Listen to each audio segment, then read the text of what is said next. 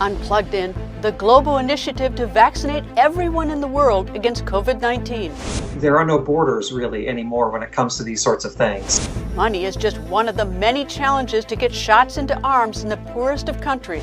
COVID-19 has exacerbated poverty risks, and tens of millions of people will basically revert into extreme poverty. Racing to the end of the pandemic by working together. Unplugged In, COVAX and global vaccines.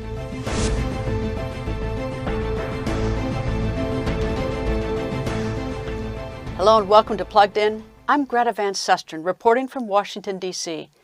The race to vaccinate the world's population against COVID-19 is in high gear. At least 7 vaccines have been approved for use worldwide, with hundreds more still being tested. 3 international organizations are working together in a global initiative called COVAX. Their goal is, in addition to fair access around the world, is to get shots into arms in the poorest of countries. VOA Steve Baragona explains. Wealthy countries started buying the first COVID-19 vaccine supplies last year. How can lower-income countries compete? To make COVID-19 vaccine access more equitable, global health institutions developed COVAX. Rather than competing against each other, countries pool their resources. COVAX invests in many different vaccines, so countries aren't stuck if some fail. Each country in COVAX gets enough of the successful vaccines to cover a percentage of its population, especially frontline health workers and the most vulnerable.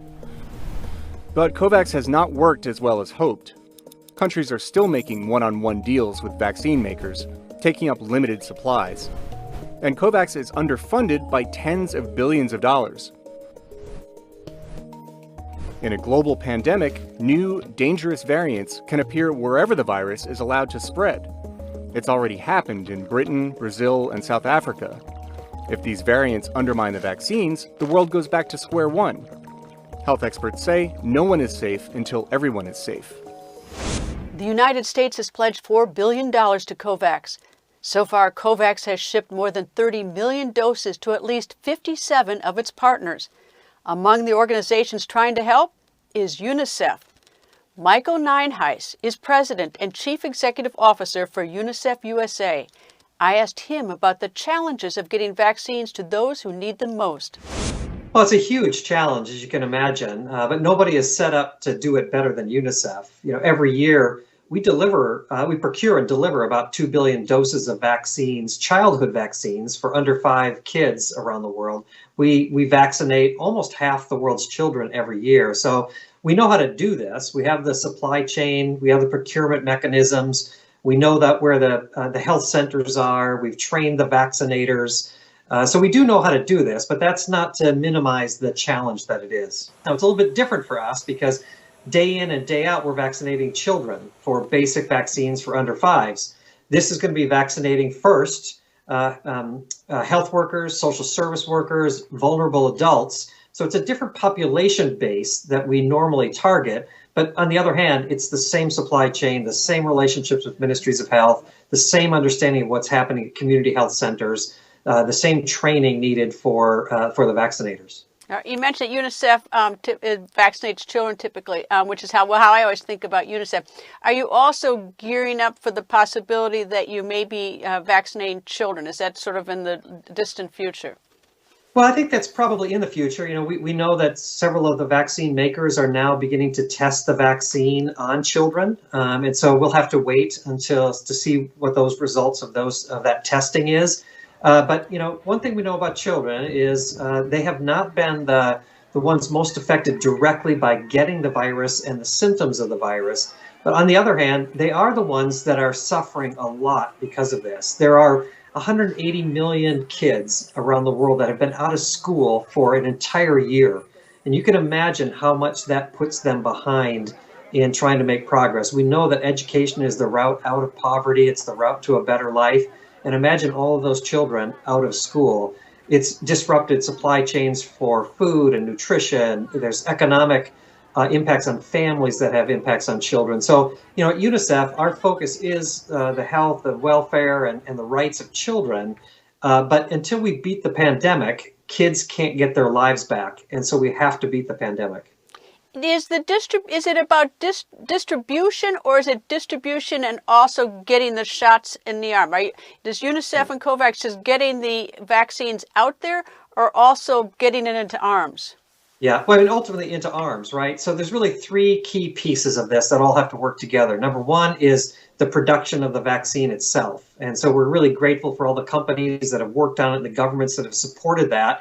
We need more supply. This is the pinch point for us right now, is enough supply to get to the countries that we're focused on.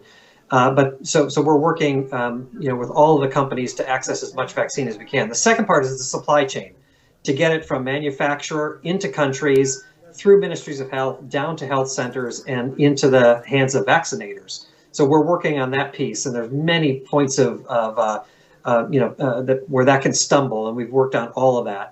And then the third piece is to get communities ready to take the vaccine. So we have to confront vaccine hesitancy in these communities as well, just like we're seeing in some parts of our own country here. So we do a lot of training, a lot of community education to get people ready to take the vaccine, because ultimately you need shots in arms.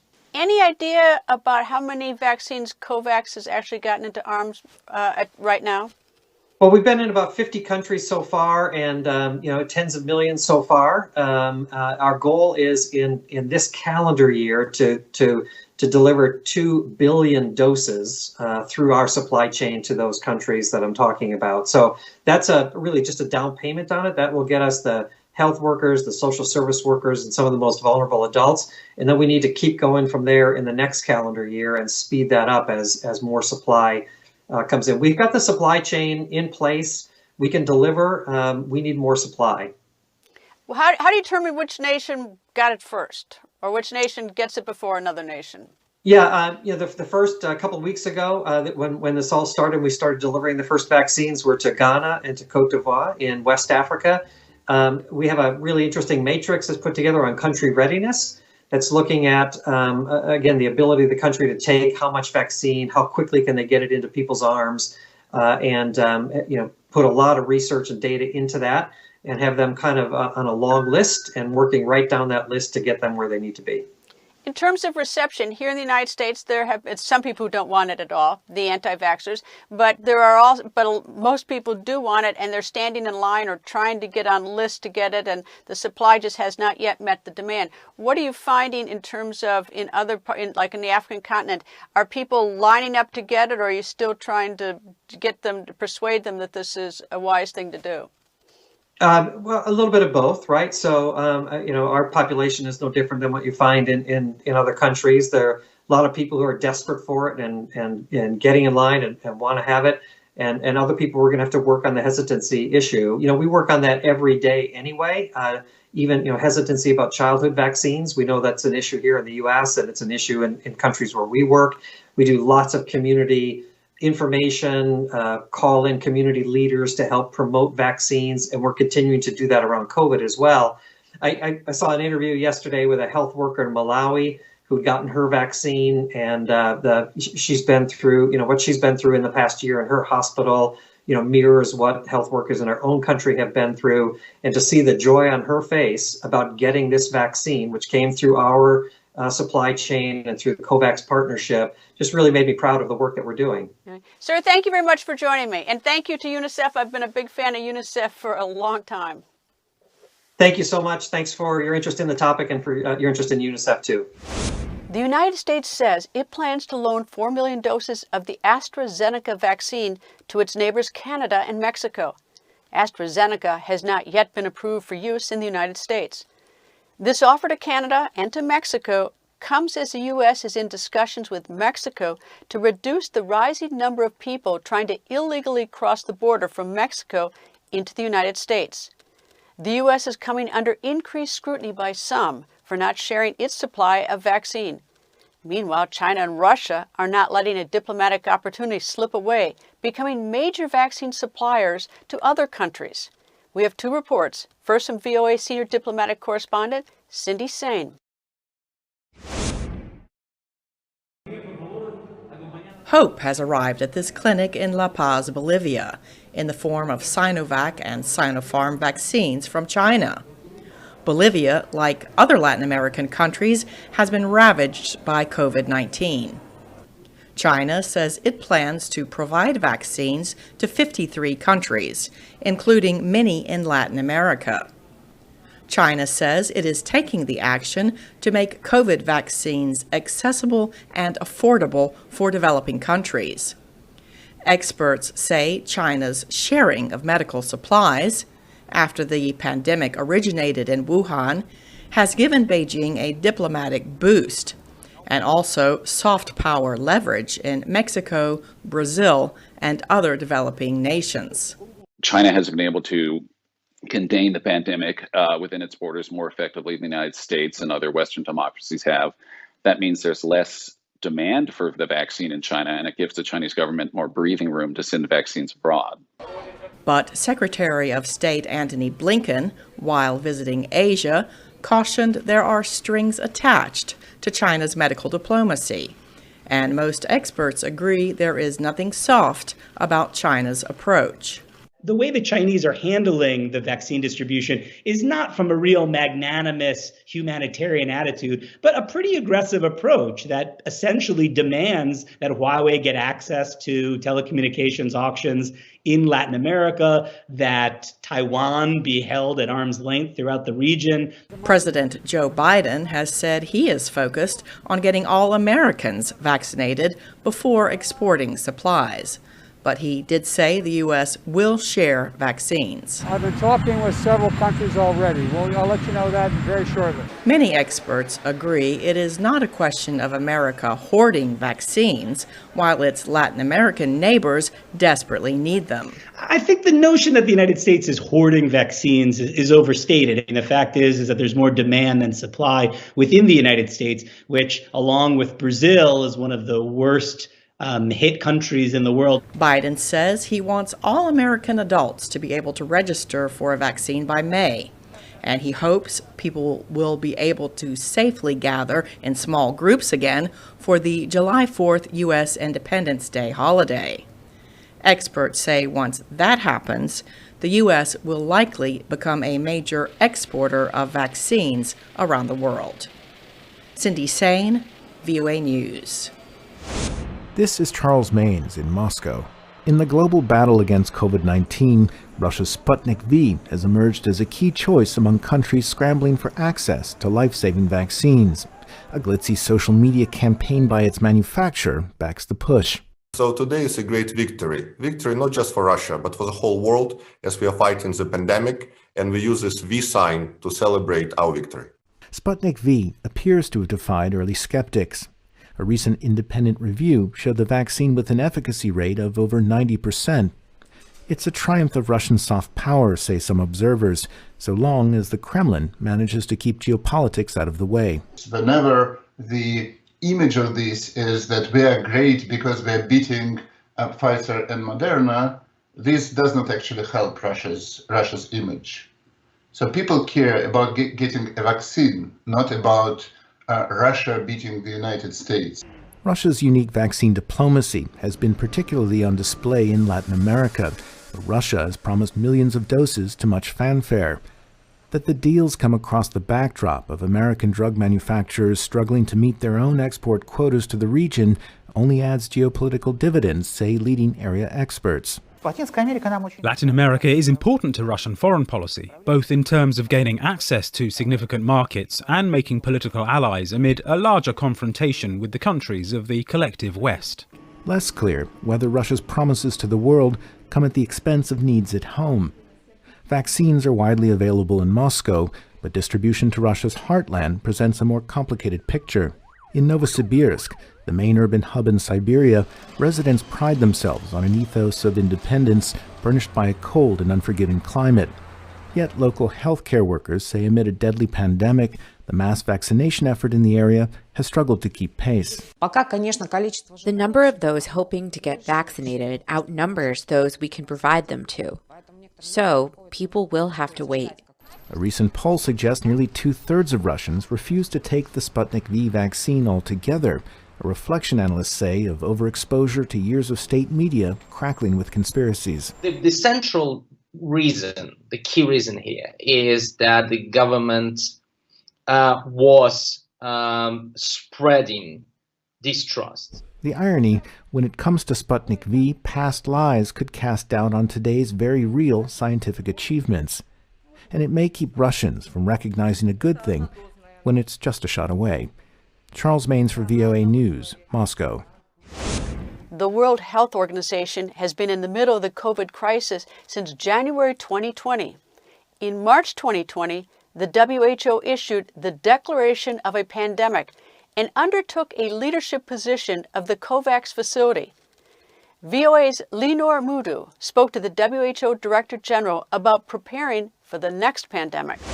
A lesson in the past year, not only the national capacity in terms of preparedness and focus on science and helping politics to support science, but also the global coordination has to be strengthened, and also when we say global coordination, starting from strengthening from early warning systems. Before even COVID, we have started transformation in WHO, and based on this experience, we will add more ideas to improve our system, and we have many mechanisms now, several mechanisms that is helping us to evaluate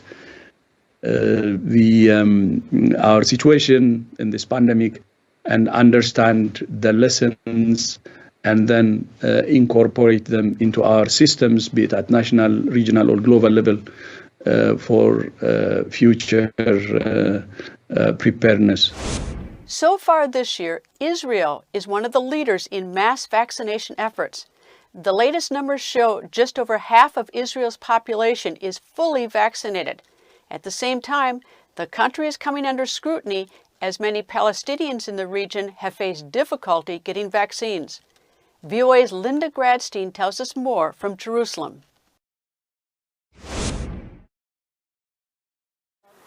The stream of Palestinian workers did not stop coming at this checkpoint between Jerusalem and Bethlehem. Some arrived on their own, others were brought by their Israeli employers. They handed their Palestinian ID cards to the soldiers and were called into the vaccination tents. Inside, each worker received a shot of the Moderna COVID vaccine from the Israeli Health Service and a piece of paper with a date for the second vaccine dose. The workers seemed thrilled to receive the vaccine. Everyone should get the vaccine to protect ourselves, our children, our families. I tell everyone they should get the vaccine if they can. We were supposed to get the Russian vaccine in the West Bank, but so far it hasn't happened. Israel aims to vaccinate 8,000 workers per day over a 2-week period. But the vast majority of Palestinians have yet to get the vaccine. COVID-19 cases in the West Bank and Gaza are climbing, and the Palestinian Authority has imposed restrictions and lockdowns. Human rights groups say Israel must vaccinate all Palestinians. Vaccinating only Palestinians that come in contact with Israelis and not all Palestinians living under effective Israeli rule under occupation reinforces that to Israeli authorities, Palestinian lives only matter to the extent they impact Jewish lives. Citing the Oslo peace agreement, Israeli officials contend it is the Palestinian Authority that is responsible for health care in the West Bank and Gaza. But the Palestinians who came to the checkpoint to get vaccinated were more concerned about health than politics. It is great that Israel is giving the vaccine to Palestinian workers. It's a matter of life and death. I come to Israel to work and then go back to my family in the West Bank. I wish my whole family could get vaccinated here. Israeli officials say that if the Palestinian Authority asks for help with its general vaccination program, Israel will cooperate. Linda Gradstein for VOA News at the Jerusalem-Bethlehem checkpoint. Findings from a new medical trial in the U.S. show the AstraZeneca vaccine is 79% effective in protecting from COVID. The studies also show the vaccine is 100% effective against severe disease and hospitalization. And Europe's Medicines Institute cleared the AstraZeneca shot from concerns about blood clots. It is the AstraZeneca vaccine that is most distributed by COVAX to Africa. Some healthcare workers say vaccine hesitancy and mistrust are slowing progress among vulnerable populations. Dr. Linda Mobula, a senior health specialist at the World Bank, joins us from the Democratic Republic of the Congo. I asked her about the unique challenges of combating vaccine hesitancy on the African continent. Some of the reasons for the vaccine hesitancy has been due to fear, has been due to questions about side effects, as well as general distrust towards the outside world. I think there needs to be a lot that needs to happen regarding vaccine hesitancy, specifically focusing on community engagement efforts and risk communication, bringing clarity on what the side effects are, what the efficacy of the vaccine is, in addition to engaging with local leaders, community leaders, religious leaders, in order to better engage with the population, but also to really listen to the community and to understand their concerns a little bit better. How bad has the COVID problem been in Congo? So the COVID pandemic started in March of 2020, and since then, the Democratic Republic of the Congo has registered more than 27,000 cases. The case fatality rate is estimated at 2.6%. And Congo is experiencing a second wave of cases, as many other countries, since late last year. There's been a significant decline in the number of cases. However, positivity rates have remained somewhat elevated at 20%. So though we're seeing a decline in cases, there's still a risk for resurgence and for a third wave. For the healthcare workers who are hesitant to get the vaccine, are they still willing to deliver the vaccine? And this is a very good question. I think there's still a lot of work that needs to be done regarding engagement with healthcare workers, community health workers as well. I think one of the interventions that we're focusing on is training of healthcare providers to deliver the vaccine. And I think if you're not able to convince healthcare workers, it's much more difficult to convince the general population. And generally, most healthcare workers, I would say on average, about 20 to 30% have said that they are not willing to accept the vaccine based on the study by UNICEF.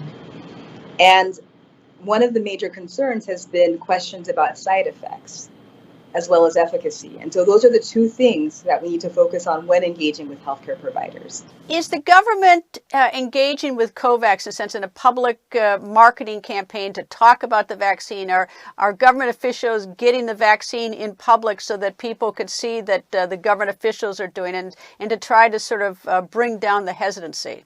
Absolutely. That's a priority. Communicating about the vaccine, engaging with the community, ensuring that public officials receive it first has been a priority for the government. In fact, the Minister of Health has agreed to be the first one to receive the vaccine once it's launched in the next coming days or weeks.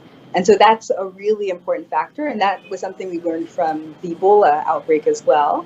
When the Ebola vaccine, the Merck vaccine, was utilized, it was really important that government officials, that public figures receive the vaccine to gain trust from the community. Is there any sort of sense where you are that the Congo or other parts of the African continent are not getting what they should get? Are they feeling cheated in some way? Or what's sort of the sentiment?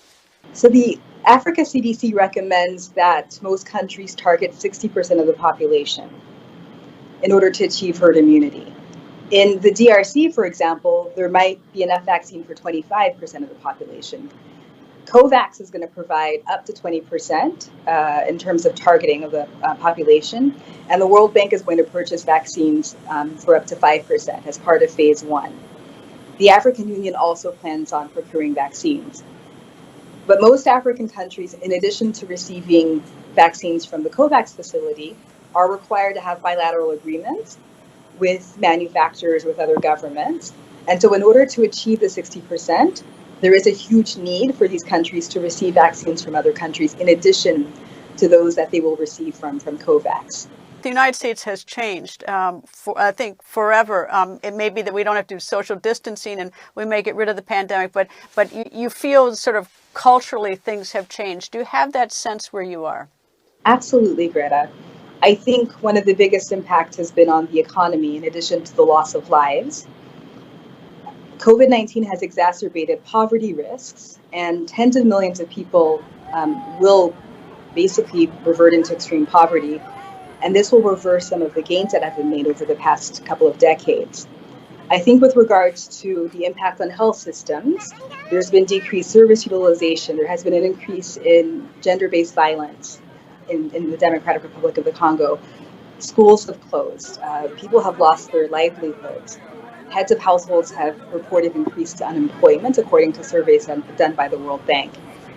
And I think the impact of social distancing has been felt in a very significant way. Not always being able to see family. It has changed everything, I think. And that shift in terms of culture and these social practices, I think has had a huge impact. Doctor, thank you very much for joining me. Thank you very much, Greta, for having me on your show. The coronavirus pandemic has placed an increased burden on the physical and emotional well-being of healthcare workers. In New York City, one artist is using his paintings to honor frontline workers in his community. VOA's Anna Rice tells us more. Dr. Anthony Fauci didn't make Time magazine's Person of the Year in 2020. But this is how New York City artist Tim Okamura has portrayed Fauci the year the coronavirus pandemic hit. And some of them you could see him looking kind of dejected. You could see him you could see Trump sort of in the background talking, and it was funny to see Fauci's expression and just trying to capture a sense of a sense of stoicism and intellect and thought, and sort of his presence in the the pantheon of American sort of personalities that have been at the forefront during this pandemic. Okamura has also focused on nurses. I'm living across the street from Wyckoff Heights Medical Center, which is absolutely full of COVID patients, and in fact, where one of the first COVID patients in New York was treated, and also unfortunately passed away. Yeah. So I was seeing medical workers going in and out of the hospital daily. I was seeing their stress and the strain that they were going through. Okamura adjusted his art to the new reality and learned to paint face masks and gloves. He dedicated special attention to the doctors' and nurses' name tags because most of their faces were covered with protective equipment. As people, when we're trying to connect with somebody, you feel that there's kind of a barrier between you and that person, but the eyes are where you're going to find that interaction. Jenny V can only be recognized when you look into her eyes. When she's at work, she always wears a mask. After working a 12-hour shift at a vaccination site, she says the vaccines offer hope. It feels great because, it's signaling an end to a pandemic, hopefully, sooner rather than later. And it's nice to see that, people are coming in for it and, just excited to get it, just as excited as we are to give it. NYU Langone Health lowered its flags to honor the COVID victims. Back in May, after V worked long hours fighting COVID, she found it hard to come down during her 2-hour drive home. That's when Okamura met her. We were never taught in nursing school on how to handle a pandemic. So, when it hit, we were all, we were scared ourselves. We all have families, young children, elderly parents. And when the pandemic hit, we were just pretty much trying to figure out how to get by day to day. V says while COVID vaccines are a light at the end of the tunnel is very long. She hasn't seen Okamura's portrait of her yet, just a picture on Instagram.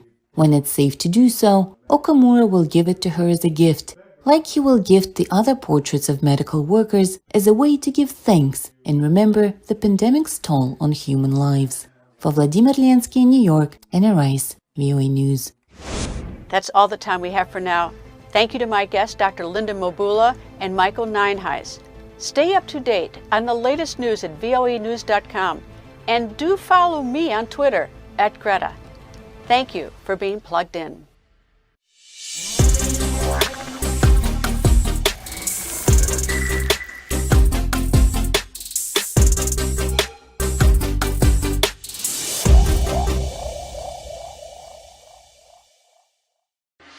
Unplugged in, Perseverance hits its mark.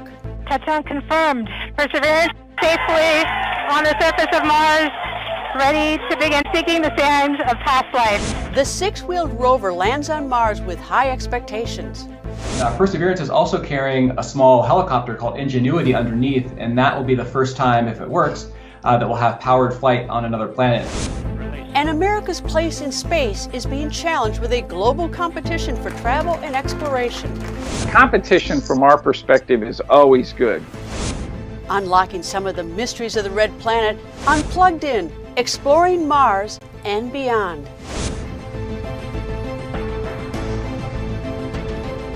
Hello and welcome to Plugged In. I'm Greta Van Susteren, reporting from Washington, D.C.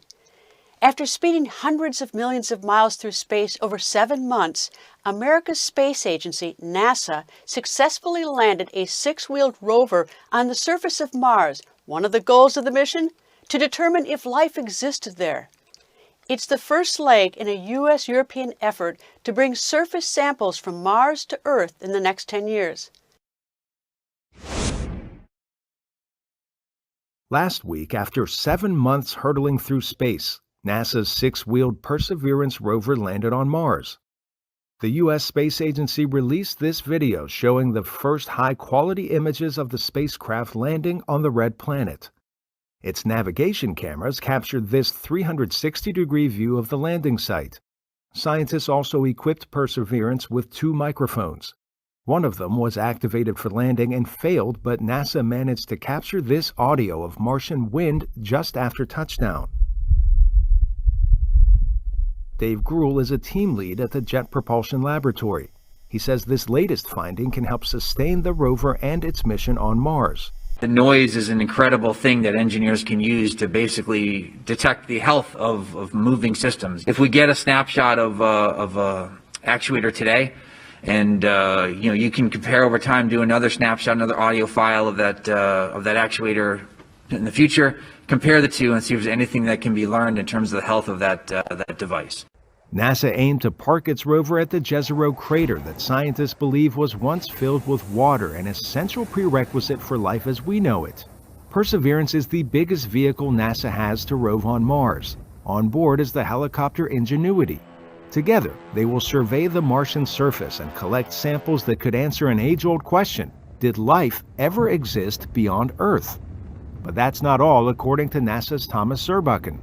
What's so exciting about this, it's not only the landing and the investigations, which is the search for extinct ancient life from a time where life arose on Earth. If everything goes exactly like we hope, late in the 20s, we're going to go pick up the samples this vehicle is collecting and bringing it back to Earth for the first round trip to the planet Mars. Perseverance is scheduled to spend at least 1 Martian year or 2 Earth years exploring the landing site region of the ancient river delta in a lake that once filled the Jezero crater. Arash Arabasadi, VOA News.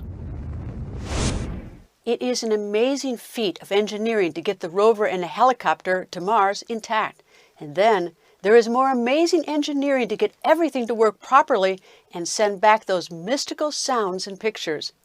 One of the people making it all work is Matt Smith, a systems engineer on the Mars 2020 mission at NASA's Jet Propulsion Laboratory. I asked him about his role in the mission. During our cruise to Mars, the 7 months we went to Mars, I was one of the flight directors. So we had a team of about 8 people who were responsible for flying the spacecraft, kind of a combination of pilot and air traffic controller and sort of team coach. I say, imagine Ed Harris in Apollo 13, but less drama. Do you actually control the speed and the direction, or is it pre-programmed by the Perseverance? We actually do have to do what we call the trajectory correction maneuvers over the course of cruise to enable us to hit our target for entry, descent, and landing. So we did 3 trajectory correction maneuvers on this mission, and we also do other activities like we turn the vehicle to make sure that we can maintain communication. We also do a lot of checkouts of all the backup subsystems. There's no like AAA on Mars, so we bring backups of everything. We have to check all that out. And we also check out the instruments. So actually cruise is a pretty busy time. And then before launch, I was on the team that tested and designed the rover and got it ready. Okay, took off in July, landed in February. You only did 3 corrections in that time? Yeah, that's right. We had an opportunity to do up to 6 if we needed them, but we have a navigation team that's constantly tracking where we are, and they help us determine whether or not we need to do those maneuvers. So it turned out we only needed to do 3 of them this time around. What did you expect? Is that like average, or I mean, 3 is what you sort of expected, or is that unusual? The prior mission that we're based on, the Mars Curiosity, it did 4 trajectory correction maneuvers. So, 3 is one better than we expected. We expected we'd probably do 4. Perseverance, when it took off from July until the time it landed, was it being watched 24/7 by humans? Yeah, so at the very beginning, we did have 24/7 what we call coverage.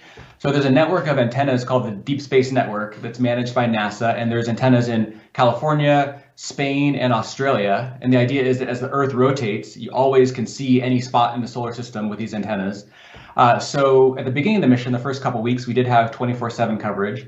And then in the middle of the mission, in the middle of cruise, we had around 8 hours a day where we could talk to the spacecraft. And then near the very end, for the last month of cruise, we had 24/7 coverage, so that if anything came up, we had an ability to talk to the spacecraft and get it ready for landing. All right, so you've outlined very careful, controlled Perseverance and what you can do to correct and everything. But the last 11 minutes before it landed, you had no ability to control it. Isn't that right? Yeah, that's right. So, at landing, Perseverance was, I think, over 126 million miles away from Earth. So the time it takes radio signals traveling at the speed of light to get from Perseverance to Earth is, as you say, 11 minutes. So we really didn't have any ability to, in real time, joystick that landing, and the spacecraft had to do it all entirely on its own.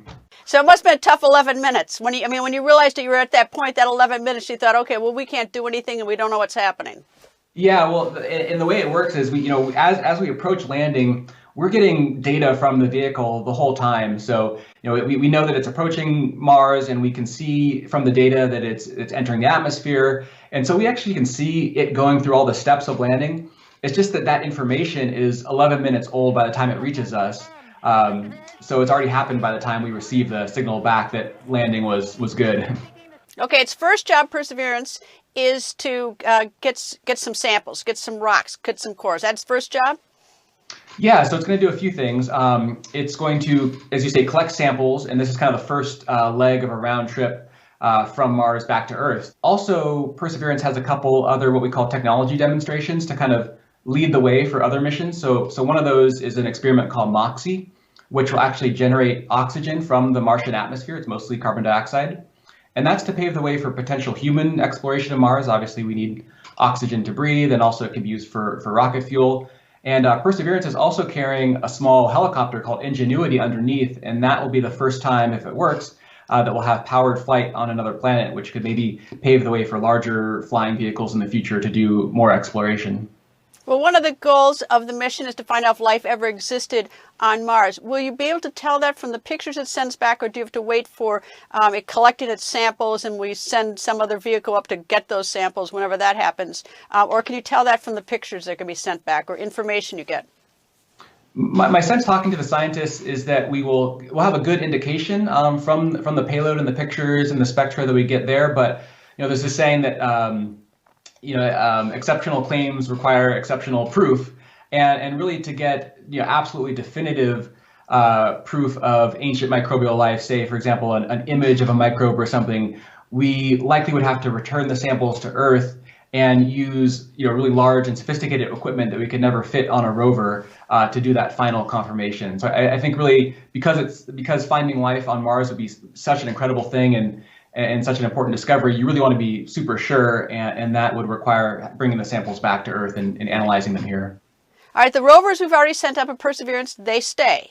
So something's got to go and get the samples that have been collected. We've never done that before, sent something to pick up samples and come back. When is that likely to happen? How far are we from developing the technology, or do we already have it? That seems like a more difficult task to me, just to land something, collect something, and also be able to leave. Yeah, you're totally right. It is a huge challenge. Good news is the technology demonstrations are already, the technology development is already in work at NASA and our partners at the European Space Agency. And the idea is that we would send a mission in the kind of latter half of the 2020s They would land another rover on Mars and a small rocket. That rover would go then and fetch the samples, bring them to the rocket that's on the surface of Mars, blast them into Mars orbit, and then we would have a third spacecraft that would go grab those samples from Mars orbit and bring them back to Earth. So a lot of moving pieces, but we're already starting on those. But that's going to be 8 or 9 years from now, right? That we collect them? That's right, yep. Now let me turn to Ingenuity, the helicopter that's been sent up. And what is first the difficulty or the uncertainty about whether or not it'll fly? That's the first thing. And secondly, why did you want to send a helicopter? If we've got the rover, it can take pictures, it can gather things. Yeah, that's a really good question. So one of the things that makes flying a helicopter on Mars so difficult is that the atmosphere of Mars is extremely thin compared to Earth. So it's only about 1% of the density of Earth. And we've tested the helicopter on Earth in a vacuum chamber that has been pumped down to simulate the environment of Mars, and it worked pretty well. But there's a lot of unknowns, like how will wind affect the helicopter. To make it fly on Mars, the rotors have to spin extremely fast. It also has to be very light. So this is a really big challenge to fly on Mars. And one of the reasons we're doing this is I sort of think of it as analogous to a mission NASA sent in 1997. They landed a mission called Pathfinder, and there was a small rover called Sojourner on it. It was about the size of a microwave. And it was the first rover on another planet. And now we have a big SUV-sized rover that's roving Mars. So if we think about the helicopters maybe analogous to that, hopefully in the future we could have much larger helicopters exploring. And that would let us cover a lot more area a lot more quickly. The rover itself only travels at like a little less than walking speed, if you can believe it. So we can get a lot of places, but it's relatively slow, and a flying vehicle would let us explore so much more quickly. Do you expect to find some evidence of life on Mars? I mean, what's your sort of expert opinion and hypothesis? So my own personal opinion is that the scientists tell me that we know that this location that we're sitting, Jezero Crater, was an ancient lake bed. We know that there was water there, and this was billions of years ago, around the same time that microbial life was getting a foothold on Earth. So we really are in the best position possible, almost on the entire planet, to find ancient microbial life if it existed. How do you know there was water there? I mean, it looks like to me, and I see the pictures, it looks like a desert to me. But I mean, how do you know there was water there? That's actually a big question from the scientific community. We knew Mars was a lot warmer and wetter. Mars doesn't have the same magnetic field that Earth does. So there's some hypotheses about interaction with solar wind. But I think that is still one of the big questions is, what happened to the Martian, the water on Mars? Perhaps it's frozen under the surface. Perhaps it got lost into space over billions of years. That's something that planetary scientists are still trying to unwrap. Is NASA preparing for human exploration? We've sent these rovers, but what about humans? Yeah, Mars is definitely on the roadmap for NASA's human exploration program. So the Artemis project is NASA's current effort to return the next man and the first woman to the moon. And eventually that would lay the groundwork for sending humans to Mars, later in this century. And it's definitely the long-term goal of NASA human exploration to put humans on Mars. What are you most excited to learn about with this, with Perseverance, with its mission?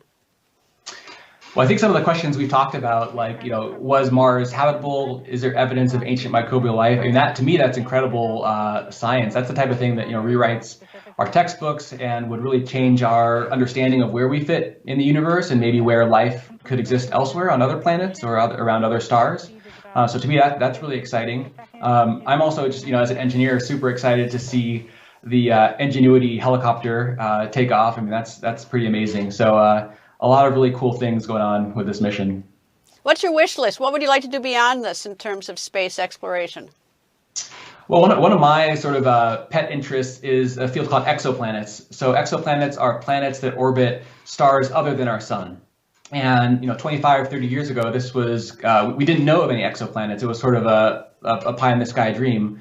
But a few missions recently have shown us that essentially almost every star in the universe has at least one planet around us.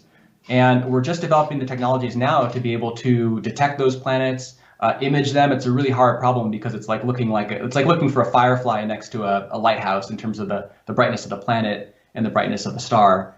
But I mean, imagine if you found a sun-like star and were able to detect an Earth-like planet around it. That could really, increase our chances of finding a habitable location besides our Earth elsewhere in the galaxy.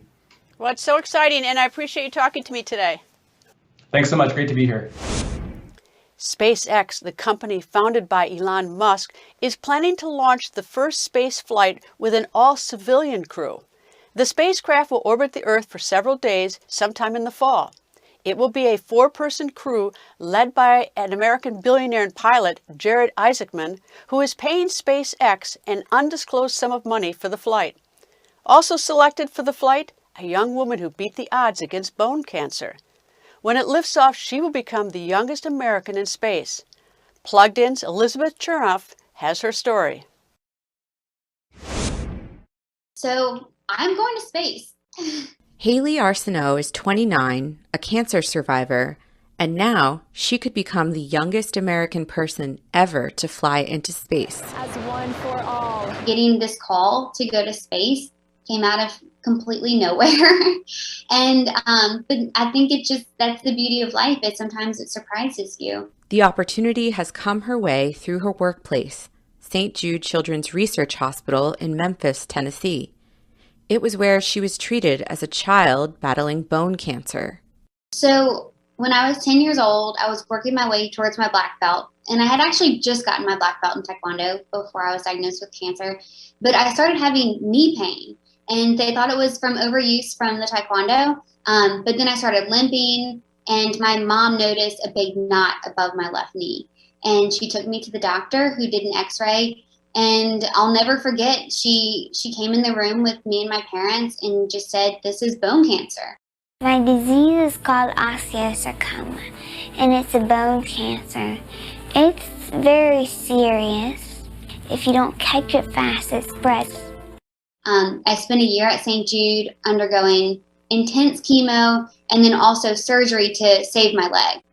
And as difficult as that year was physically, it was the most meaningful year of my life. Arsenault now works at St. Jude as a physician assistant. She was chosen by the hospital and billionaire philanthropist Jared Isaacman to fly on the private Inspiration 4 SpaceX mission later in 2021. 3, 2, 1, 0. It will be the first space flight without an astronaut aboard, but before liftoff, there's training to be done. It'll start with the centrifuge training, like going around really fast to feel all the G-forces. And then we're just going to prepare for any possible situation. We're going to spend a lot of time in the Dragon simulator. And then I'll get some additional preparation as I'm the medical officer of this flight. Unlike the NASA and SpaceX flights that go to the International Space Station, this one will travel around Earth for several days, during which time Arsenault said she expects to participate in science experiments and also make time to video call kids at the hospital. I really hope to inspire these kids by going on this mission, that to dream big, that they can do anything. I was talking to this little girl yesterday, and she was saying that she's upset that she can't run or jump. And I said, I can't run or jump either because I have a prosthesis in my leg. But I said, that's not stopping me from going to space. And so, this mission is opening space travel up to anyone. And I think that in itself is going to motivate people and give them so much hope. Kids are so visual, and I hope that them being able to see me in space really shows them what their future can look like. I'm the first St. Jude patient to go to space, the first pediatric cancer survivor, but I know I'm not going to be the last. The United States is not alone with a mission to the Red Planet. United Arab Emirates and China have missions to Mars. The UAE says space has opened a broad range of possibilities for everyone in the Arab world. The Martian surface has never been so popular for Earthling vessels. In July 2020, the United States, the United Arab Emirates, and China launched missions to the Red Planet. At the time, Earth and Mars had the type of ideal alignment that only happens every 26 months.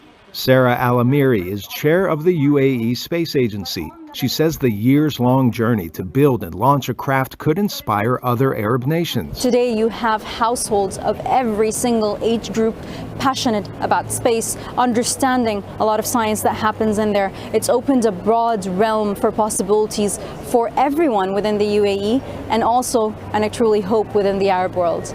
The UAE's orbiter fired its main engines for 27 minutes to enter the Martian atmosphere in what's being called the Hope maneuver. It took another 17 minutes for nervous scientists on Earth to learn the good news. The following footage comes from Chinese state television, and VOA cannot independently verify its content. It claims to show scientists at the moment China's Tianwen-1 probe entered orbit around Mars. The Chinese craft executed a similar slowdown technique to the UAE's Hope maneuver. Tianwen-1 will stay in a so-called parking orbit to survey the surface, looking for potential landing sites in May or June. Arash Arabasadi, VOA News. The competition for natural resources is making space the next frontier to mine for minerals needed for the next generation of batteries, electronics, and military equipment. Jim Green is chief scientist at NASA. Among his achievements is leading the 2012 mission landing the rover Curiosity on Mars. I asked him about the benefits of space exploration programs. Well, what's happening in many ways is humans are leaving low Earth orbit. Our plans are then to trek to the moon, learn to live and work on a planetary surface, and then investigate Mars into the future. Mars is a pretty spectacular place. I mean, it is a planet that we can actually live and work on like none other. So we're interested from a scientific point of view. Its history. How did it come together? You know, what is it made of? Are there resources there? Can and how would we live there? And it tells us a lot about the potential for maybe a place where life could have started, when life started here on Earth. We've got to learn to live and work on a planetary surface. We want to be able to tease out the resources that are on the moon. We believe there's actually a significant amount of water in frozen form, trapped in permanently shadowed craters in the south and north pole of the moon, which is why we're going to the South Pole. Once we learn how to extract that and begin to use that, because we can breathe the oxygen that comes from water, we can, of course, drink the water. We also can create rocket fuel. That's actually some of the first things that we want to do when we go to Mars. And have any of the discoveries been of benefit here on Earth? Any of the discoveries from the space station or any of our exploration? Oh, there's been an enormous number of discoveries that have occurred on space station that we're using here on Earth. We're learning that in space without gravity, certain types of things like crystals can grow. We also learn that changes in the body that are not related to the gravity then can be really looked at more carefully. And therefore, we've seen a variety of medical advances that have occurred from space station astronauts. All right, we had a space race with the Soviet Union, which led to the man on the moon. We got there first. Are we in a space race, for instance, now with China? I mean, is there competition? And good competition. I don't necessarily mean, a bad competition. Right. Yeah. Competition from our perspective is always good. We're excited to see what the Chinese are doing. They have plans also to land on the moon. They have several rovers there now. We're turning our attention to do that. They've started to build a space station. That's exciting. So they're discovering some of the major scientific activities that we have been working in for several decades. So this kind of work is very healthy between these nations. And what are other nations doing? Some nations are getting into this concept of getting more commercial companies going. I know the Japanese are, and a couple are starting up in Europe too. So it's a model, I think, that's going to leave the U.S. and go into many of these other countries to be followed. And is NASA now working with private companies? Is that something a little bit different? It is different, and it's really a very important part of the whole plan. And the concept is, of course, getting more companies having the ability to get into space, because we have the space station. SpaceX and Blue Origin and a number of others can allow transportation back and forth that enables us to turn our attention to these grander plans about going to the moon. Are the private companies and NASA working well together, or is there some stepping on feet and duplication of what the private enterprise is doing and what NASA is doing? What you're looking at on your screen? Well, the private companies together form a competitive network, as we always like to have. You know, we always are looking for the best price for the best product. So that's going on. But from our perspective, it's a really healthy environment because we have a number of companies and groups to work with. What are you most interested in seeing in this in Perseverance? I mean, what's the one sort of thing, like, you know, you want to see if it could do? Well, what it will be doing that we really want is it will be coring rock. And in fact, here's an example of one of the cores. It looks like a piece of chalkboard chalk or Crayola creme, depending on what era you're born in. We don't use chalkboards anymore these days. But we want to core rock in certain places where there's sediments in these deltas, where life may have really come down these rivers and then deposited and created the rock that we see today. And then we want to bring those sediments back. Just like the Apollo rocks, we want to be able to interrogate these in our laboratory and really tease out the history of Mars through the rock record. Well, Perseverance got a core and gather those rocks. Does it deposit it someplace, and how do we get those rocks back to Earth? The plan is that we will go to a location and create several cores. We put those cores in a metal sleeve, all right? And then that is sealed, and then we lay that on the surface and then move on to other areas. So we will be leaving these samples on the surface for later pickup. And what's later pickup? Well, we're planning those missions right now. That's the next thing. Are we alone in this universe? So my answer to that is, this is why we're going to Mars and why we're looking out beyond our solar system for planets that are more Earth-like to determine if we are alone or not. All right, so we have the moon, we have Mars. Looking beyond that, what do you see NASA doing? Well, Moon and Mars is going to be enough for, in terms of human exploration, for sure, for the next several hundred years. But, you know, NASA's doing a lot in many other ways. We have missions that are currently at Jupiter. We have one that's way out in the outer part of the solar system. The Voyagers are still working, and we've gone into the Kuiper Belt with New Horizons. So we have quite a spectacular program all over the solar system. Jim, thank you for talking to me, and thank you for your work. I got to tell you, I'm a big fan of NASA. It's very inspirational. It's very exciting, and I would have loved to have been part of the space program in some way. I chose the wrong career. Well, there's always room for you, Greta. Come on. You can come help us anytime you'd like. Thank you so much for inviting me. That's all the time we have for now. Thank you to my guests, NASA Chief Scientist Jim Green, Matt Smith, Systems Engineer for the Mars rover Perseverance. Keep up with the latest news at voanews.com, and do follow me on Twitter @Greta. And we leave you with more of the amazing images from Mars. Thank you for being plugged in.